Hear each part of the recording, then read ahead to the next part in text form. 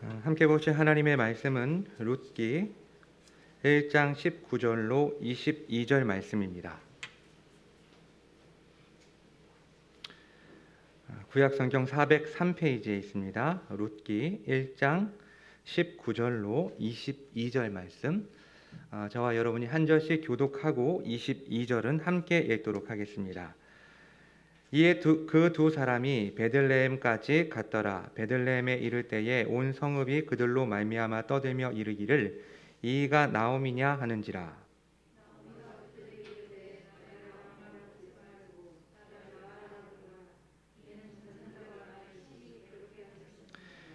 내가 풍족하게 나갔더니 여호와께서 내게 비어 돌아오게 하셨느니라. 여호와께서 나를 징벌하셨고 전능자가 나를 괴롭게 하셨거늘 너희가 어찌 나를 나옴이라 부르느냐 하니라. 나오미가 모압 지방에서 그의 며느리 모압 여인 룻과 함께 돌아왔는데 그들이 보리 추수 시작할 때에 베들레헴에 이르렀더라. 아멘. 이제 모압에서 실제적으로는 나오미가 그리고 실질적으로는 룻이 결국 이 두 여인이 모압에서 베들레헴으로 돌아오게 됩니다. 10여 년 전 지금보다 훨씬 젊었을 때에 남편과 두 아들의 손을 잡고 베들레헴을 떠났던 나오미. 그때만 해도 남자 셋에 여자 하나. 비록 먹을 것은 없었지만 흉년을 당해서 먹을 것은 없었지만 나오미는 소망이 있었습니다. 먹을 것에 대한 소망과 자손에 대한 소망을 가지고 있었던 것이죠. 하지만 이제 여인 둘이 그것도 과부 두 명이 처량하게 손을 잡고 베들레헴으로 돌아왔습니다. 이제 나오미는 자신의 손으로 자신의 힘으로 먹을 것을 얻을 수가 없고 또 자신의 능력으로 자식을 낳을 수가 없는 상태에 이르게 되었습니다. 오늘 본문은 두 여인이 베들레헴으로 돌아왔을 때 사람들의 반응과 그리고 그 반응에 응답하는 나오미의 자기 진술, 자기 고백에 관한 내용으로 채워져 있습니다. 그럼 찬찬히 오늘의 본문 내용을 살펴보도록 하겠습니다. 나오미와 룻, 이 룻과 나오미가 이 고향 베들레헴으로 돌아왔을 때 사람들의 반응은 어땠습니까? 사실 사람들의 반응을 그 누구보다 궁금하게 여겼던 사람은 누구였을까요? 나오미였을 것입니다. 여러분 그렇지 않겠습니까? 오랜만에 사람들이 나를 만났기에 반가워해 주겠지라는 희망 섞인 기대와 또 한편으로는 먹을 것을 찾아서 이웃을 떠날 때는 고향을 떠날 때는 언제고 이제 거짓걸로 고향에 돌아왔냐라는 조롱과 비난에 대한 두려움이 있었을 것입니다. 그런데 오늘 본문 19절을 보면 19절 한번 읽어볼까요? 이에 그 두 사람이 베들레헴까지 갔더라. 베들레헴에 이를 때에 온 성읍이 그들로 말미암아 떠들며 이르기를 이가 나옴이냐 하는지라. 여러분 이 19절을 딱 읽었을 때 여러분들은 어떤 것 같습니까? 지금 사람들은 이 나오미를 반기는 것 같습니까? 아니면 나오미를 비난하고 있는 것 같습니까? 말씀에 따르면 베들레헴에 도착했을 때 온 성읍이 두 여인으로 인해서 떠들었다. 즉 시끌벅적 떠들썩해졌다라고 말하고 있습니다. 사실 이 베들레헴은 창세기 35장에서 야곱이 사랑하는 아내였던 이 라헬을 장사한 곳, 또 다윗의 고향, 그리고 무엇보다도 앞으로 오시게 될 예수님이 탄생하는 탄생지이기 때문에 우리는 이 베들레헴을 익히 잘 알고 있지만 당시만 하더라도 이 베들레헴은 산간벽촌의 무명의 마을이었습니다. 이곳은 예루살렘으로부터 약 10km 떨어진 해발 770m의 산악지대로 가장 볼품없는 시골 마을 가운데 하나였습니다. 지리적으로도 도로에서 멀리 떨어져 있었고 농토도 부족하고 외진 곳이었습니다. 무슨 말입니까? 베들레헴은 그 당시 큰 도시가 아니었어요. 작은 마을이었습니다. 그래서 나오미가 그곳에 도착했을 때 소문이 삽시간에 마을 전체로 퍼졌고 사람들은 나오미가 왔다고 떠들썩해진 것입니다. 특별히 이 문장 속에서 사용된 이 떠들다라는 단어는 원어로 구약 안에서 다양하게 사용되고 있지만 용례에 따르면 탄식과 동정심에 따른 비탄의 소리보다는 반가움과 기쁨으로 소리쳤다라는 의미가 더 가깝습니다. 그러니까 결국 사람들의 이 반응 어떠한 반응입니까? 기쁨과 반가움으로 지금 나오미를 맞이하고 있는 것입니다. 자, 사람들은 기쁨으로 외칩니다. 이가 나오미냐? 이 말은 두 가지 의미로 생각해 볼 수가 있는데요. 네가 정말 나오미가 맞구나라는 이 평서문과 네가 정말 나오미 맞아라는 의문문으로 둘 다 그 의미가 가능합니다. 아마도 오랜만에 만난 나오미에 대한 반가움과 또 10년이라는 세월이 흐르면서 나오미가 많이 늙기도 했겠지만 그 이상으로 남들이 겪지 못하는 고난과 어려움을 당한 이 나오미가 이 고난을 직격으로 맞았기 때문에 그녀의 얼굴을 사람들이 쉽게 알아보지 못했던 것 같습니다. 자, 이제부터 오늘 본문의 핵심이라고 할 수 있는 나오미의 멘트, 나오미의 말이 시작됩니다. 20절과 21절이 바로 그것인데요. 여기서 나오미의 말은 굉장히 정교한 구조를 가지고 있습니다. 이걸 상세히 설명을 하면 어렵기 때문에 간단하게만 설명하도록 하겠습니다. 먼저 이 구조는 A와 A-를 통해서 나오미는 자신의 이름을 나오미라 부르지 말라라고 말하고 있어요. 여기서 A라는 것은 뭐냐면 한번 20절을 볼까요? 나오미가 그들에게 이르되 나를 나오미라 부르지 말고 나를 마라라 부르라 라는 이 멘트, 이 말이 A라고 할 수가 있겠고요. A-는 21절의 마지막 부분입니다. 너희가 어찌 나를 나오미라 부르느냐 하니라. 그러니까 지금 이 20절과 21절의 나오미의 말은 나를 나오미로 부르지 말라라는 앞뒤의 문장으로 둘러싸여 있다라고 볼 수가 있습니다. 그리고 이 첫 번째 너희가 나를 나오미라 부르지 말고 마라라고 부르라는 그 이유가 뭐냐? 그게 이제 20절의 후반부와 21절의 전반부에 나오게 됩니다. 나오미가 자신의 이름을 나오미라 부르지 말고 마라라고 부르라고 했던 이유, 첫 번째 이유는 이는 전능자가 나를 심히 괴롭게 하셨습니다. 이게 첫 번째 이유고요. 두 번째는 내가 풍족하게 나갔더니 여호와께서 내게 비어 돌아오게 하셨느니라. 이게 두 번째 이유입니다. 그리고 맨 마지막 문장 A-죠. 너희가 어찌 나를 나오미라 부르느냐 하니라 라는 이 말의 첫 번째 이유는 21절의 그 두 번째 부분입니다. 여호와께서 나를 징벌하셨고, 그리고 두 번째 이유가 전능자가 나를 괴롭게 하셨거늘. 여러분 지금 이 구조를 이해하시겠습니까? 사실 이게 A가 있고 AA, BB, A-가 있고 AA-, BB-인데 이게 너무 복잡하기 때문에 제가 간단하게 설명을 한 것입니다. 첫 문장과 마지막 문장이 자신을 나오미라고 부르지 말라는 이 나오미의 멘트, 그리고 그 이유에 대해서 두 가지 이유로 각각 지금 설명하고 있는 거예요. 이 구조를 여러분 이해하시겠습니까? 근데 흥미로운 것은 이 이유들, 이 네 개의 이유죠. A의 두 개의 이유가 있고 A-의 두 개가 이유가 있는데 이 네 개의 이유들을 살펴보면 나오미는 여기에서 여호와라는 이름을 두 번, 전능자라는 이름을 두 번 사용합니다. 그렇죠? 맨 처음에 이는 전능자가 나를 심히 괴롭게 하셨느니라. 전능자가 한 번 나오죠. 두 번째, 내가 풍족하게 나갔더니 여호와께서 내게 비어 돌아오게 하셨느니라. 여호와가 한 번 나옵니다. 그리고 곧바로 또 여호와가 나옵니다. 여호와께서 나를 징벌하셨고, 여호와가 두 번째 나왔죠. 그리고 전능자가 나를 괴롭게 하셨거늘, 전능자가 두 번째로 나옵니다. 그러니까 전능자, 여호와, 전능자의 구조로 지금 이 나오미의 말이 구성되어 있다는 것을 볼 수가 있습니다. 여기서 이 여호와라는 이 단어, 이 이름은 여호와의 실제 이름, 하나님의 실제 이름입니다. 출애굽기 3장에서 모세에게 직접 계시하신 신명, 하나님의 이름으로 여호와는 언약에 신실하신 하나님을 의미합니다. 또한 두 번째, 이 전능자, 원어로는 샤다이라고 하거든요. 엘샤다이 그런 이야기 들어보셨죠? 이 전능자라는 이 이름은 하나님의 능력이 강조된 하나님의 이름으로 백성을 돌보시는 능력의 하나님이라는 뜻입니다. 그런데 자신의 능력으로 나오미에게 기쁨과 달콤함을 주셔야 하는 전능자가 고통과 인생의 쓴맛을 주셨습니다. 그리고 언약을 통해서 채워주셔야 할 여호와가 나오미를 텅텅 비게 만들었습니다. 지금 나오미는 자신에게 닥친 비극적인 사건의 원인이 하나님이라고 말하고 있는 것입니다. 그래서 하나님의 탓으로 돌리고 있는 거예요. 여러분, 나오미가 당했던 고난이 어떤 것이 있었습니까? 세 가지 비극이 있었죠. 흉년을 당했고 남편이 죽고 두 아들이 죽은 거예요. 나오미의 모든 소망은 사라졌고 나오미는 텅텅 비워버리게 된 거예요. 그런데 지금 이 문맥 속에서 나오미는 이 원인, 이 탓을 지금 누구에게로 돌리고 있는 거예요? 하나님께 돌리고 있는 것을 볼 수가 있습니다. 그래서 하나님이 자신을 쓰게 하셨고 비워 돌아오게 하셨고 징벌하셨고 괴롭게 하셨다라는 것입니다.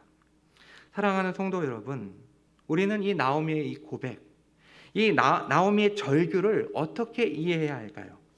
하나님은 선하신 분, 하나님은 좋은 분이시고 하나님은 항상 옳은 분이라는 것을 우리는 어려서부터 교회에서 배워왔습니다. 또 그것이 우리의 머리로는 이해가 되고 그것이 또 인정하지만 가슴으로는 쉽사리 인정되지 않을 때가 많습니다. 하나님이 좋은 분이라는 것은 공동의, 이 대중의 의미에서는 또 내 주변에 있는 사람들에게는 하나님이 정말 선하신 분처럼 느껴지지만 나한테는 그것이 적용되지 않는 것처럼 느껴질 때가 우리는 너무나도 많습니다. 지금 나오미는 이러한 상황을 고백하고 있는 것입니다. 자, 그렇다면 우리는 나오미의 이 상태, 나오미의 영적 상태를 어떻게 이해할 수가 있을까요? 여러분, 나오미는 신자입니까? 아니면 나오미는 명목사의 신자가 아닐까요? 여러분의 생각은 어떻습니까? 나오미의 이런 언행을 보았을 때 나오미는 참된 믿음을 가지고 있는 신자입니까? 아니면 명목상의 신자입니까? 그동안 전통적인 해석에 따르면 20절과 21절에 기록된 이 나오미의 탄식이 하나님을 향한 분노이고 결국 나오미는 신앙이 없는, 믿음이 없는 명목상의 신자라는 해석이 많았습니다. 물론 긍정적인 해석도 있었지만 다수가 부정적인 평가였습니다. 하지만 우리는 룻기 1장의 단어와 구절 속에서 나오미의 신앙의 변화를 감지할 수 있어야 합니다. 사실 이 초반의 나오미는 신분 자체는 혈통상 이스라엘 백성, 무슨 말입니까? 구약교회의 멤버였습니다.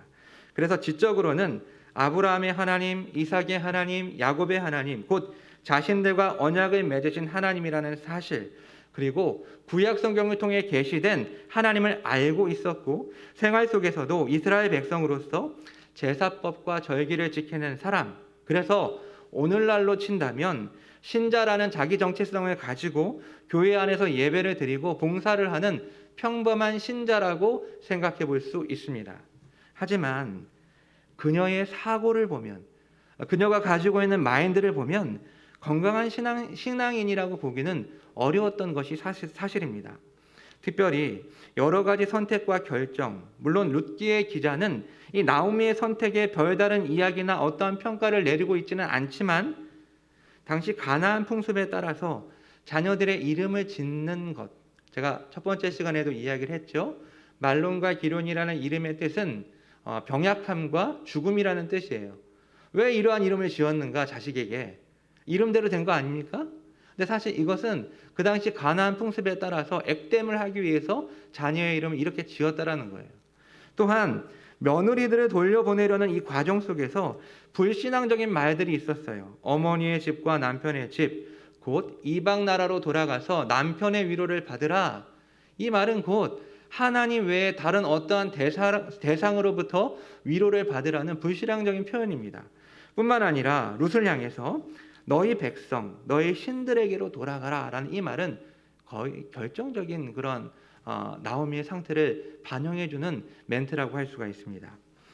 물론 나오미의 상태가 지극히 힘든 상황이었기 때문에 바른 선택과 결정을 할 수 없었다라는 것을 10분 이해할 수 있고 여기에 대해서 비난할 의도는 없습니다.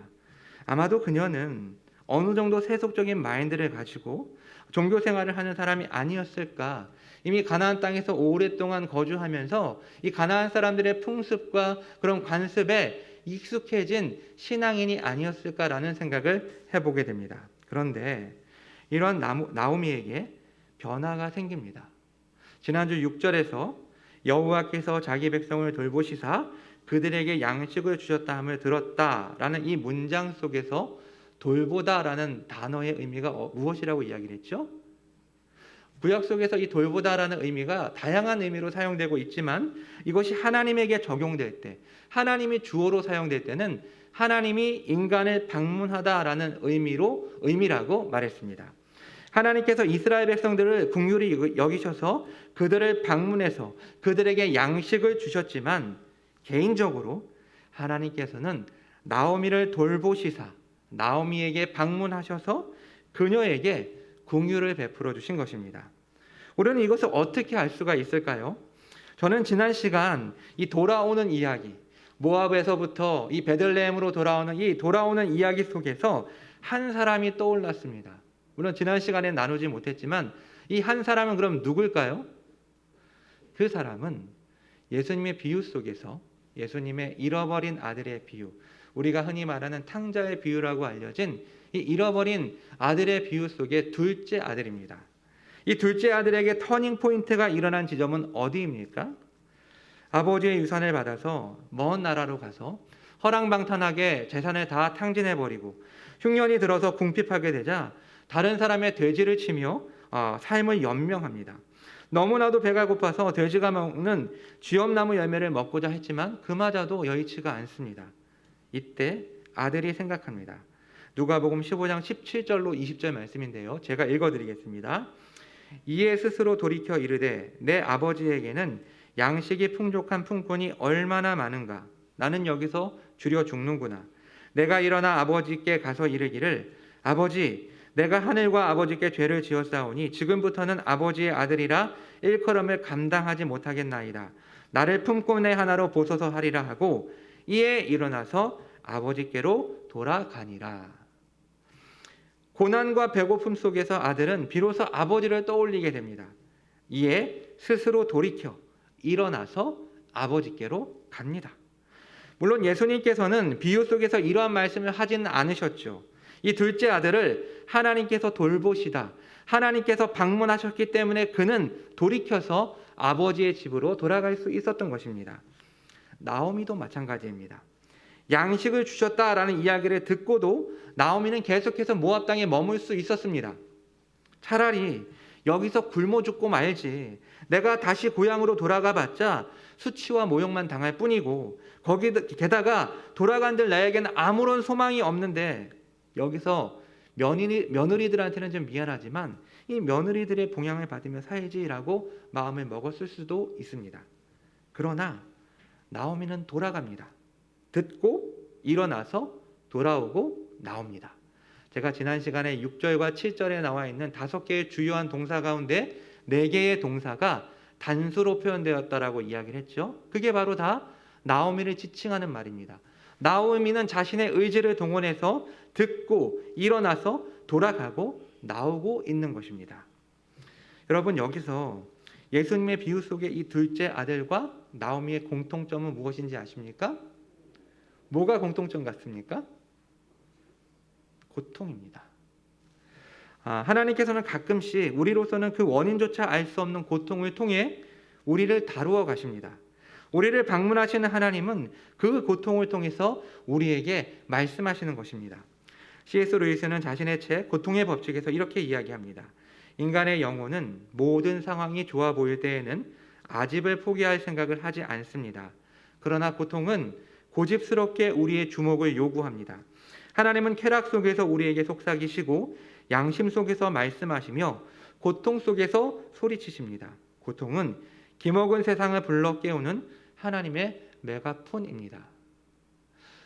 하나님께서 쾌락 속에서 속삭이실 때 말을 들으면 되는데 안 됐죠.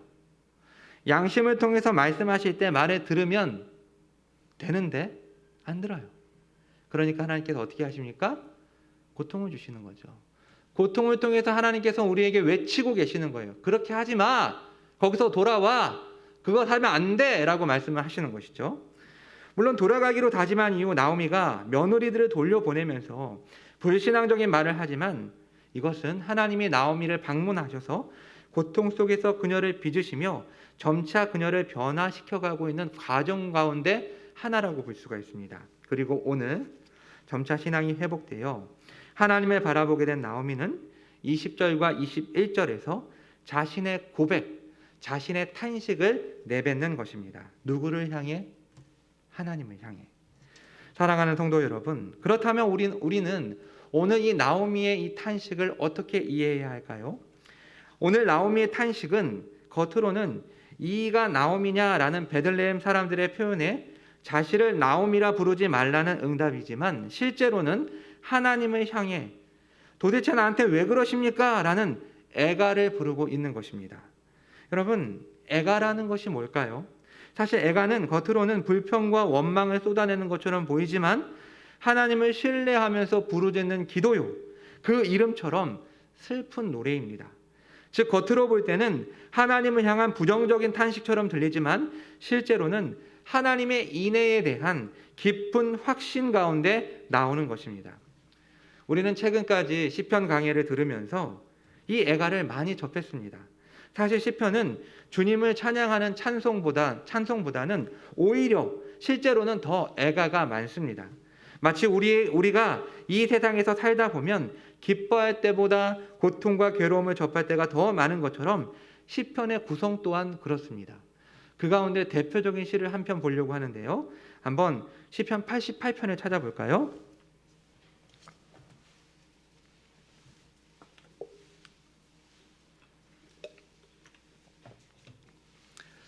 다 읽으면 좋겠지만 3절로 7절까지만 한번 읽어보도록 하겠습니다. 88편 3절로 7절 같이 읽겠습니다. 물은 나의 영혼에는 재난이 가득하며 나의 생명은 수올에 가까웠사오니 나는 무덤에 내려가는 자 같이 인정되고 힘없는 용사와 같으며 죽은 자 중에 던져진 바 되었으며 죽임을 당하여 무덤에 누운 자 같으니이다. 주께서 그들을 다시 기억하지 아니하시니 그들은 주의 손에서 끊어진 자니이다. 주께서 나를 깊은 웅덩이와 어둡고 음침한 곳에 두셨사오며 주의 노가 나를 심히 누르시고 주의 모든 파도가 나를 괴롭게 하셨나이다. 이 시편에서 시인은 정말 신자가 맞나 싶을 정도로 절망스러운 자신의 상황을 묘사하고 있습니다. 결국에 시인은 뭐라고 이야기합니까? 6절과 7절을 보면 주께서 나를 깊은 웅덩이와 어둡고 음침한 곳에 두셨사오며 주의 노가 나를 심히 누르시고 주의 모든 파도가 나를 괴롭게 하셨나이다 라고 말하면서 지금 하나님을 향해 부르짖으면서 하나님을 탓하고 있습니다. 그리고 심지어 이런 논조가 처음부터 마지막까지 계속 반복되고 있어요. 그래서 이 시편은 어둠과 절망 속에서 시작해서 끝이 납니다. 그런데 이것이 하나님을 향한 기도였고 이것이 하나님을 향한 노래였고 그리고 결국 시편의 한 장으로 성경이 한 페이지가 된 것입니다. 오늘 나오미도 마찬가지입니다. 자신의 고통 속에서 하나님을 향해 부르짖고 있습니다. 전능자가 나를 쓰디쓴 인생으로 바꾸셨다. 내가 풍족하게 나갔는데 여호와께서 나로 텅텅 비어 돌아오게 하셨다. 여호와께서 나를 징벌하셨고 전능자가 나를 괴롭게 하셨는데 어떻게 내가 나오미라고 불릴 수 있겠는가? 라고 말하는 것이 나오미의 애가라고 말할 수가 있습니다. 자, 그렇다면 나오미의 인생을 이렇게 망가뜨린 하나님을 우리는 어떻게 이해해야 할까요? 즉, 이 룻기 스토리 속에서 나오미는 하나님의 저주의 상징으로 하나님께 저주를 받아서 그녀의 인생은 이제 끝이 나는 걸까요? 그렇지 않습니다. 하나님은 나오미의 인생에 대반전을 가져오십니다. 사실 오늘 나오미의 애가 속에서 이 텅빔이라는 룻기 전체의 핵심 주제가 나오고 있습니다. 21절을 보면 내가 풍족하게 나갔더니 여호와께서 내게 비어 돌아오게 하셨느니라 라는 것이 그것인데요. 지금까지 우리가 나누었던 1장의 내용을 통해서 우리는 나오미의 삶이 어떻게 비워지게 되었는지 곧 공허하게 되었는지를 볼 수가 있습니다. 나오미는 가나안 땅에 임한 흉년을 통해서 자연적인 공허함을 겪게 됩니다. 또 남편이 죽고 두 아들마저 죽어버림으로 사회적인 공허함을 겪게 됩니다. 그리고 한 여성으로 더 이상 아이를 낳을 수 없는 불임 여성이 되므로 개인적인 공허함을 겪게 됩니다. 그러나 이런 나오미의 공허함은 결국 하나님의 역사에 의해 다시 풍성하게 채워지게 됩니다. 그리고 그것을 잘 설명한 것이 룻기 1장 5절과 4장 16절입니다. 먼저 룻기 1장 5절을 보겠습니다. 룻기 1장 5절을 제가 읽겠습니다. 말론과 기럨 두 사람이 다 죽고 그 여인은 두 아들과 남편의 뒤에 남았더라. 평범한 문장 같죠? 이제 남편과 두 아들이 죽었다라는 것을 진술한 문장처럼 보이는데 사실 여기에서 두 아들이라는 단어는 원어에서는 두 아기들이라고 기록되어 있어요. 그러니까 다 죽고 그 여인은 두 아기들과 남편의 뒤에 남았더라. 여러분, 이 아기들이라는 말이 웬 말입니까? 이미 장성을 해서 결혼까지 한 사람들인데 아기들이라는 단어를 의도적으로 룻기의 기자는 여기서 사용하고 있습니다. 자, 그렇다면 4장 16절을 찾아보면 되겠는데요. 4장 16절을 볼까요? 제가 읽어드리겠습니다. 나오미가 아기를 받아 품에 품고 그의 양육자가 되니, 여기에서 아기라는 단어가 또 나오고 있습니다. 자, 1장 5절에서 두 아기들을 잃은 나오미는 이제 4장 16절에서 아기를 품에 품게 됩니다. 비워졌던 나오미가 여기서 아기들이라는 것은 모든 그 텅 빈을 상징하는 단어인데 이제 4장 16절에서 아기를 얻게 됨으로써 그것이 채워지는 역사를 맛보게 되는 것이죠. 17절을 보면 흥미롭습니다. 나오미에게 아들이 태어났다 하여 그의 이름을 오벳이라 하였는데, 물론 이것은 계대 결혼에 따른 그러한 의미인데 사실 보아스랑 룻이 낳은 거잖아요. 그런데 나오미가 아들을 낳았다라고 하면서 나오미의 이름을 따서 오벳이라는 이름을 붙이는 것을 볼 수가 있습니다. 즉 완전하게 텅 비어버린 인생이었던 나오미는 이제 4장에서 다시 완전하게 채워짐으로 대반전이 일어나는 것입니다. 그리고 그 대반전이 일어나는 출발점이 어디입니까? 바로 오늘 22절이에요. 22절을 같이 한번 읽어보겠습니다. 나오미가 모압 지방에서 그의 며느리 모압 여인 룻과 함께 돌아왔는데 그들이 보리 추수 시작할 때에 베들레헴에 이르렀더라. 나오미는 자신이 하나님의 징벌과 괴롭게 하심으로 텅 비어버렸다라고 말했지만 사실 그녀에게는 며느리 룻이 있었고 때는 보리 추수할 시기였기 때문입니다. 그리고 이 두 가지의 사실, 이 두 가지의 팩트는 이제 하나님께서 나오미의 인생 속에 대반전을 시작하실 것이라는 복선이 되고 있습니다. 지난 시간에도 말했듯이 실제적으로 모압에서 돌아온 여인은 나오미였지만 실질적으로 곧 하나님께로 돌아온 여인은 모압 여인 룻이었습니다. 이제 하나님께서는 룻을 통해 나오미의 공허함을 채워가실 것입니다. 그리고 또한 보리 추수라는 때는 새롭게 시작되는 룻기 스토리의 배경이 됩니다. 지금까지 1장에서는 굉장히 비극적이고 암울한 이야기가 계속해서 나왔다면 이제 2장부터는 보리 추수 때가 되어서 이삭을 죽게 되면서 룻은 보아스를 만나게 되고 보아스의 자비를 통해 룻이 결혼하여 아기를 낳기 때문입니다. 이 복선이 22절에서 표현되고 있는 것이죠. 이제 말씀을 정리하도록 하겠습니다. 오늘 본문 가운데 가장 핵심은 나오미의 애가입니다. 지금까지 많은 사람들은 이 나오미에 대해서 부정적인 평가를 내리곤 했습니다. 하지만 오늘 우리는 이 나오미의 탄식이 명목상의 신자가 단순히 하나님을 향해 불평과 원망을 토로하는 것이 아니라 고통과 아픔 속에서 하나님을 향해 도움을 구하는 신실한 울부짖음이라는 것을 알게 되었습니다. 이처럼 애가는 형식적으로는 불평과 원망처럼 보이지만 실제로는 하나님의 인애에 대한 믿음, 곧 하나님께서 자신과 언약을 맺으신 당신의 백성들, 당신의 자녀들을 그냥 내버려두지 않는다라는 확신 속에서 나오는 것입니다. 개인적으로 저는 몇 년 전에 굉장히 힘든 시기가 있었습니다. 그때 감사하게도 저를 만나주신 분이 계십니다. 그날 처음 만나는 분이었는데 저를 위로해 주시기 위해서 사랑의 마음으로 바쁜 시간을 쪼개서 저를 찾아오셨습니다. 한참 동안 저의 이야기를 다 듣고 공감도 해주시고 위로도 해주셔서 너무나도 감사했습니다. 그런데 이야기를 다 나누고 마치면서 최종적으로 저에게 이런 말을 하셨습니다. 서 목사는 복음의 은혜를 깊이 누리고 있지 못하는 것 같아. 즉 복음의 은혜를 누리고 있다면 현재의 고통과 어려움을 아무것도 아니라고 생각하고 뭔가를 해보려고 액션을 취할 텐데 그렇지 못하고 있다는 것입니다. 어땠을까요? 그분의 말을 부인할 수가 없었습니다. 맞는 말이었거든요.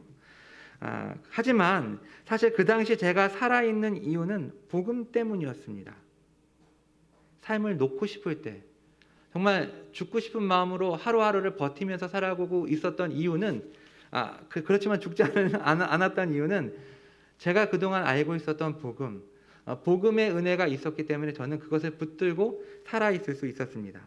물론 그분의 말씀이 틀린 것도 아니고 그분께는 아직도 고마운 마음을 가지고 있습니다. 하지만 그분이 저를 오랫동안 알고 있었고 또 저의 전후 사정을 아시면서 저에게 그런 말씀을 하셨다라면 제가 쓰지만 인정이 됐을 텐데 그 당시로는 무척 당황스럽고 가슴이 아팠습니다.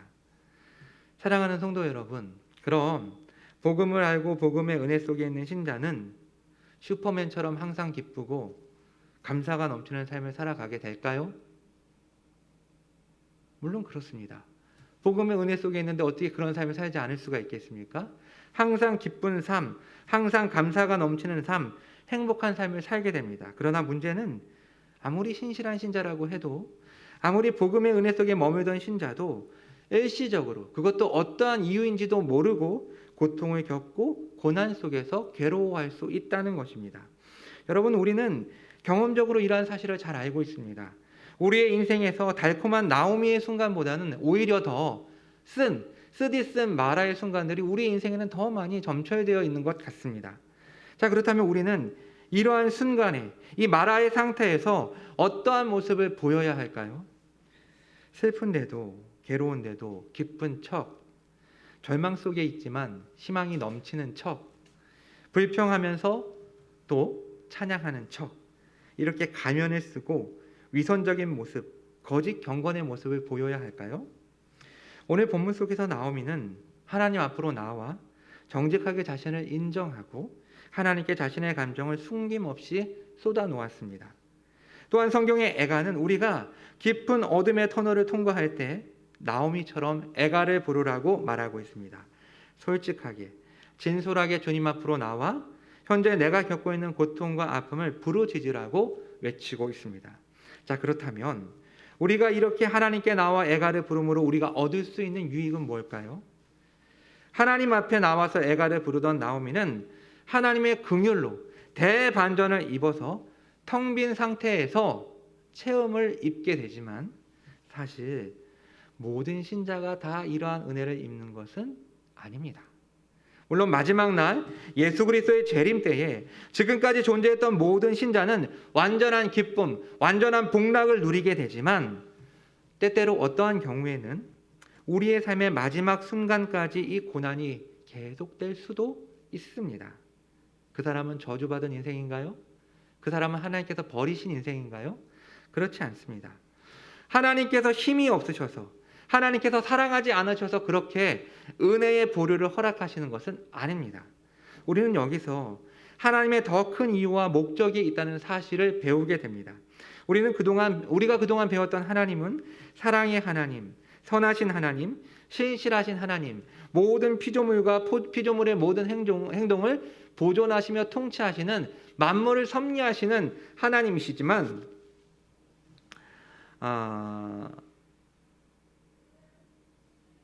하나님은 가끔씩 우리가 이해할 수 없는 방법으로 우리의 이해를 초월하는 방법으로 우리의 삶 가운데 섭리하실 때가 있습니다.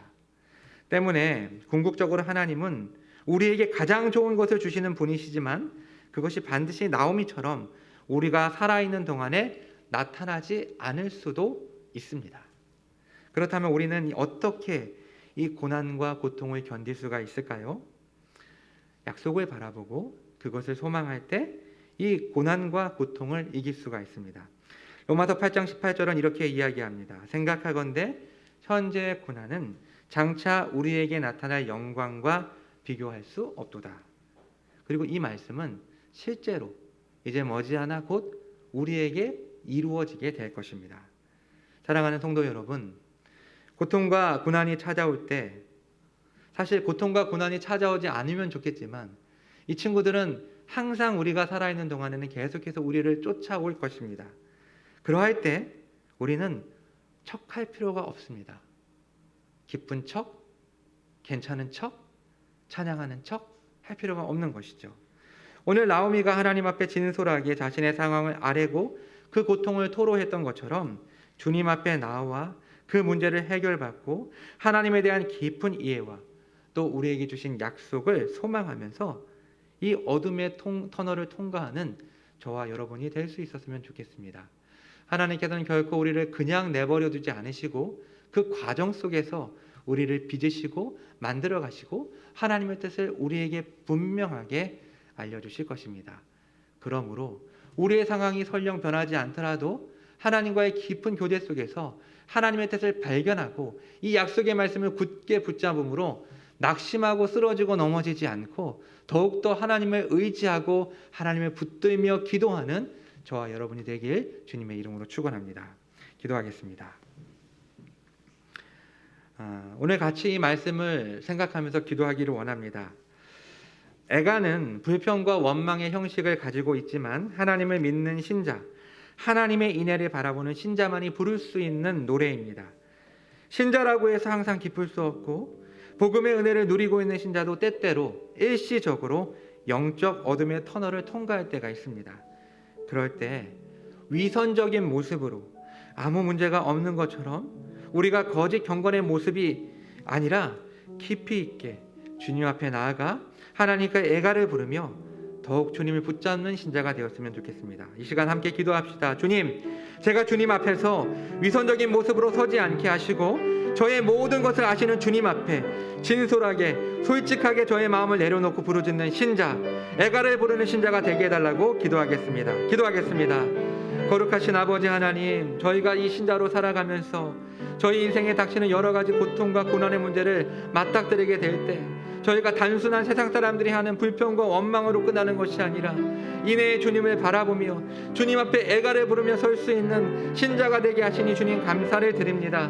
하나님 아버지, 어떠한 문제들 속에서 저희가 고통과 괴로움 속에서 아버지 있는 척, 아버지 괜찮은 척, 기쁜 척, 아버지 위선적인 모습으로 서지 않게 하여 주시고 우리의 상한 마음을 주님 앞으로 가지고 가서 가슴을 찢으며 하나님 앞에 애가를 부를 수 있는 아버지 신실한 믿음의 사람들이 되기를 원합니다. 하나님 아버지, 이러한 애가를 통해서 하나님의 뜻을 발견하게 되고 아버지 하나님, 저희의 삶을 통해서 대반전이 일어나기를 원하지만 설령 그렇지 않다 할지라도 아버지 하나님, 끝까지 주님을 신실하게 바라보며 약속의 말씀을 믿고 바라며 아버지 의지할 수 있는 하나님의 거룩한 백성들이 될 수 있도록 은혜를 베풀어 주시옵소서. 아버지 하나님, 베샬롬의 모든 권속들이 이 약속의 말씀을 의지하며 설 수 있게 하여 주시고 애가가 결코 부끄러운 일이나 아버지 하나님 그런 것들이 아니라는 사실을 깨닫고 하나님 앞에 가슴을 찌며 나올 수 있는 거룩한 주의 백성들이 될 수 있도록 인도해 주시옵소서. 하나님 아버지, 저희를 사랑하셔서 어떠한 상황 속에서도 주님을 찾고 주님을 노래하게 하시니 감사합니다. 주님, 저희가 형통할 때만 주님을 노래하는 것이 아니라 괴롭고 힘든 상황 속에서도 주님을 찾고 주님 앞에 애가를 부르며 주님의 방문하심을 통해 인생의 대반전을 이루는 삶을 살게 해 주시옵소서. 설령 저희에게 어떠한 일이 일어나지 않아도 그 속에서 하나님을 깊이 알아가고 이해하고 경외하는 저희가 되고 약속의 말씀을 굳게 잡음으로 낙심하고 좌절하는 것이 아니라 새로운 상황으로 일어나는 저희의 삶이 되게 해 주시옵소서. 이 모든 말씀 예수 그리스도의 이름으로 기도합니다. 아멘.